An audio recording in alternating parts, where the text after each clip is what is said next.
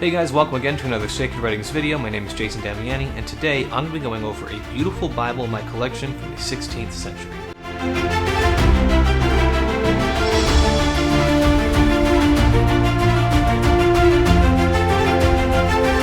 So this particular Bible that I have in my collection here was printed in the year 1558, and it's from a beautiful Latin Bible. It has this really beautiful woodcut image on that I'll discuss in a little bit more detail in just a moment.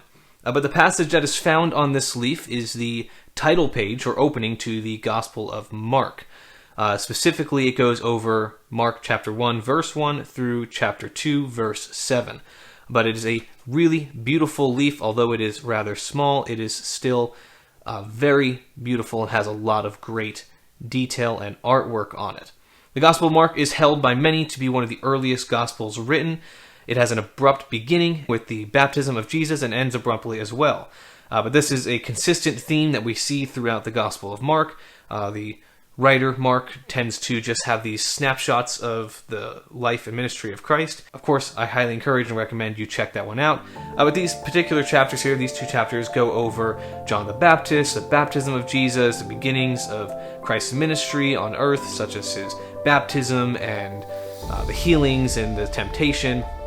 So it covers a lot of detail, even in just those two chapters. But as mentioned earlier, this particular Bible was printed in the year 1558 and is commonly known as Biblia Sacra, or the Holy Bible. This Bible was printed in Latin and is based on Jerome's Latin Vulgate. The leaf measures 6 inches tall by 4.5 inches wide.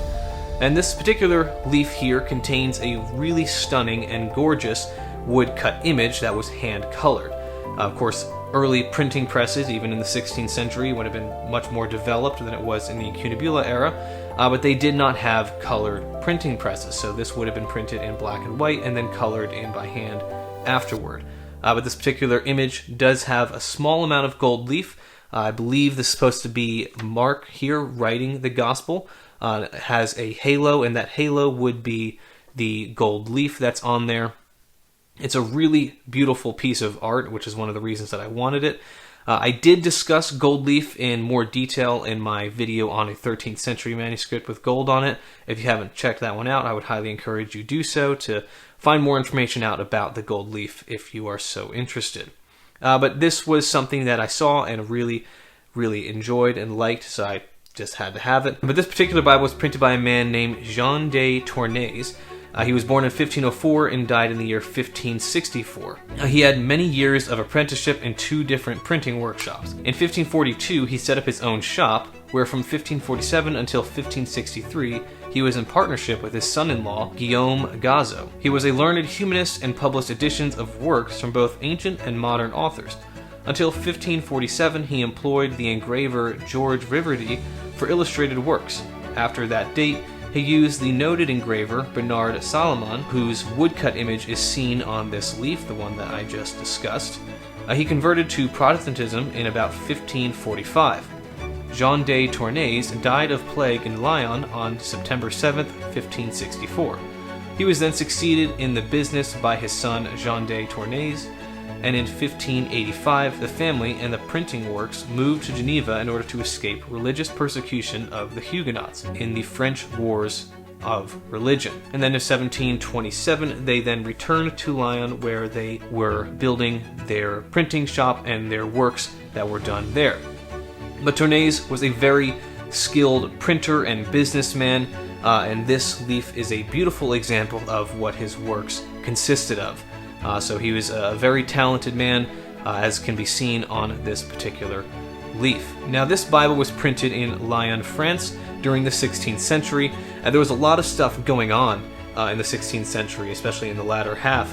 Of course, every place in history, every time in history does have their respective events and things that happened, but there were several bloody riots that had occurred with the Catholics facing the Protestants. The saddest example of the religious violence happened in the year 1572. Now, Tournez would have passed away by this point, but his family, this would have been around the time that they would have migrated to Geneva to escape that persecution. And so thousands of Protestants were killed by Catholics after St. Bartholomew's Night. 700 Protestants from Lyon were drowned by Catholics in the Saône River. These religious troubles only stopped at the end of the 16th century when Henry IV of France increased his power over Lyon to limit religious riots.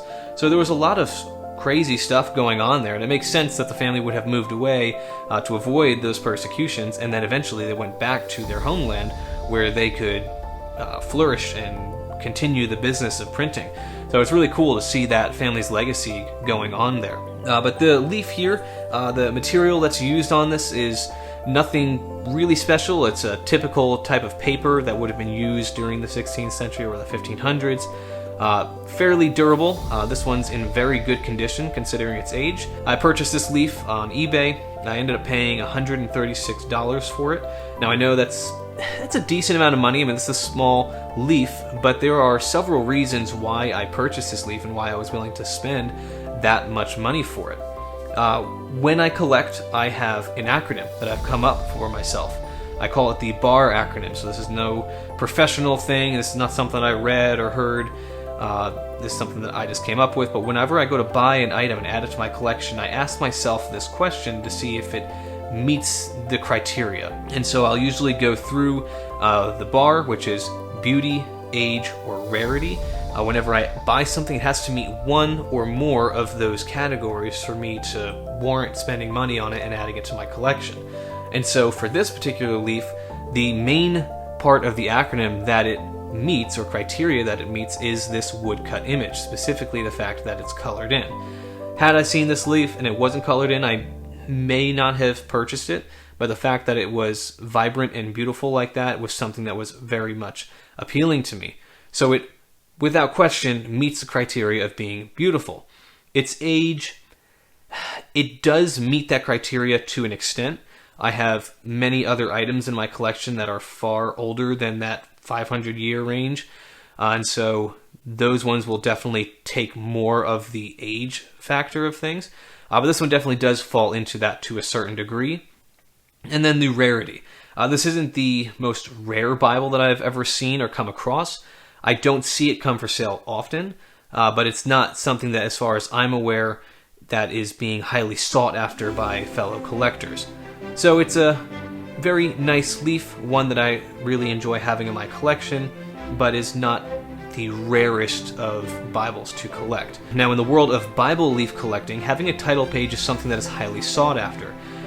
The typical title pages that are sought after are the Old Testament and New Testament title pages. Personally, that's not something that I care too much about. I look more for the actual words of Scripture being presented on that leaf. And so the title pages that really catch my eye and ones that I really want are the title pages to books of the Bible. And so this one, being a New Testament leaf, being a title page to the Gospel of Mark, this is the first Mark leaf that I've had in my collection. And when I saw it, I had to have it, and so I'm very glad that I got it. Of course, I would highly encourage and recommend you stick around for those close-up shots to see the leaf in a lot more detail, to especially look at that woodcut image and see the beautiful artwork there.